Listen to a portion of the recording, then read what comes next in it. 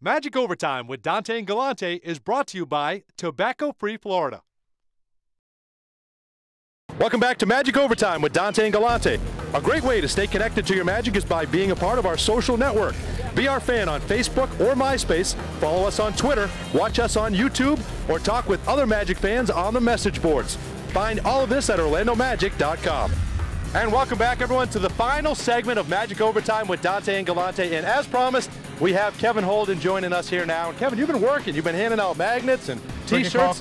Yeah, drinking coffee, eating donuts, and all that stuff. Yeah. You've been busy out here.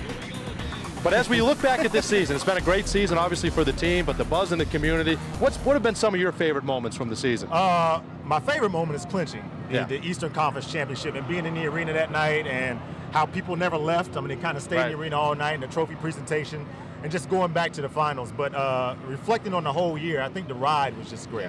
From beginning to end, I thought the ride was just incredible. And now that it's over, we have time to kind of reflect on and appreciate what it was. And you guys got to take the whole staff went out to LA for one game. I wish we didn't have to work kind of for that one day, get to go out there and come back. I mean, but we did have our fair share of road trips. We did have our fair share of road trips. What are you alluding to, George? Well, it all started in Philadelphia. We went around town trying to find out what is a Sixer. Well, here we are in the heart of Philadelphia, Dante and Galante on the road in the city of brotherly love, and we are here to ask Philadelphia fans what exactly is a 76er. Come on, man, it's a public sidewalk. I gotta get out of here. Really? Here trying to find out what is a 76er. Do you guys know? 76er?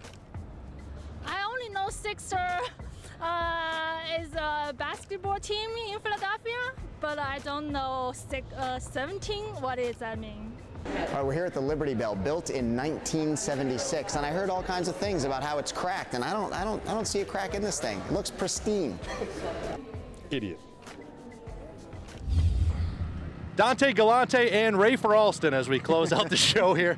Well, no, seriously, in all honesty, Kevin Holden's here with us. And Kevin, some of the highlights, you've been busy all year as a correspondent for Magic Overtime, haven't you? Very busy. The community stuff, of course, has been most important and cool, but also going skiing out west and on our dime. Hanging out by the pool. Right. Going to the clubs. That was great. But my favorite part was really sitting down with my main man, Kobe Bryant. And if you guys missed I hate that guy. That was one for the ages. He is my main man, even though he's the unfortunate NBA champion. It's a great time sitting down with him. Check it out. Kobe, first of all, it's great to have you on the show, man. I'm really happy to be here. But we got to talk, man. I mean, you've been MVP of the league, been a 3-time world champion, but now you're here on Magic Overtime with Dante and Galante. Tell me how it feels. This feels great.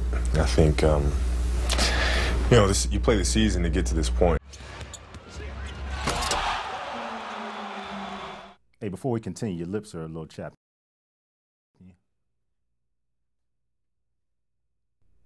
All right, good. You got it. We're boys now. We're like best friends. Everyone knows that. But I want people to understand that I'm the #1 guy, you're #2. I mean, I'm Batman, you're Robin. You cool with that? I always took my role as being a #2 man extremely seriously, and try to do the best job I can in that role. Well, Kobe, I'm glad you're comfortable in that role. And, you know, Galante wanted you to come in the studio and debate whether the Magic are a better team than the Lakers. You told me off camera, and I quote, "I would love to challenge him on that because Galante is a clown and he has absolutely no idea what he's talking about." How serious were you? I was dead serious. I had no choice. You know, that was foreshadowing. I wish we would have known ahead of time that Right. we were going to end up facing Kobe Bryant and the Lakers in the finals. Yes. I would have gone for much lower. I would have gone to say, I mean, who's the worst team in the East? Memphis. Somebody from Memphis. Yeah. We could have interviewed Mark Gasol instead of Pau Gasol. There you go. But would've anyway, been there just were as a lot of interesting things that happened on the show. The interview with Kobe was one, and then It's been a great ride. We've had a lot of characters, been able to have a lot of personalities on here. The intern, I think, was phenomenal. That was great. And When he took a hopefully- charge. Yeah, and you guys are getting a good look at the intern. Some of the different things that he got to do this year. Really stepping it up big, doing the stuff that none of us three wanted to do. What about him going on resources come down and talk to you guys? No, not yet. Okay, Not yet at all. This show airs hopefully before his last day. All right. But also Mad Dog. What a great job Mad Dog did this season, right? Mad Dog was our backbone. I mean, he was the one that kept it all together. We don't get this show done without Mad Dog, and this is probably my favorite memory of Mad Dog from the season. Hi, Dwight Howard. How are you today? Great, best friend, Mad Dog.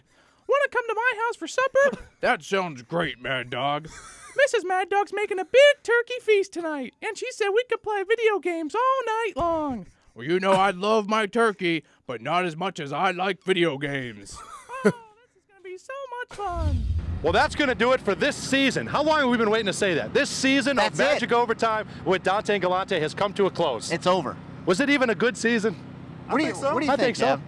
I thought it was great. Great way to kick things off, get things great. started. A lot of people to thank for making whatever happened happen. A lot of people along the way. Mike Bauer, who had to suffer with us on the road all throughout the season. Magic Dancer Megan. Magic Dancer Megan. Our producer, Jason Dewberry. Magic Dancer Deanna. Coming up with our material for the season. Jordan and Brent. Brent, our interns. Yeah, she was really my Mad Dog, we want to thank him. Kevin Holden, of course, our director of broadcasting, Kevin O'Cosgrove. Magic Dancer Kelly. Joel Glass for believing that this could actually work for 25, 26, 28 weeks. Jeff Kramer, all the editing he did. Jeff crediting all season long. Jennifer Lenhart Boloski, all the work she did, scheduling all this mess. And all 9 of you fans that are out there. We appreciate you guys. Rick Price, Brett Hoskins, there's so many to thank. I feel like we just won an award or something. Magic Dancer Rachel. Yes, and to your point. And that's it. That's it. It's over. And also to thank you to us. So it has been a great season. It's been a lot of fun. Next up for us is Summer League. Summer League. Don't forget to follow us on Twitter, on Facebook, and all the other nonsense, or just call Dante directly. Follow the Magic Dancers on Twitter, too. See you next year. Magic Overtime with Dante and Galante is brought to you by Tobacco Free Florida.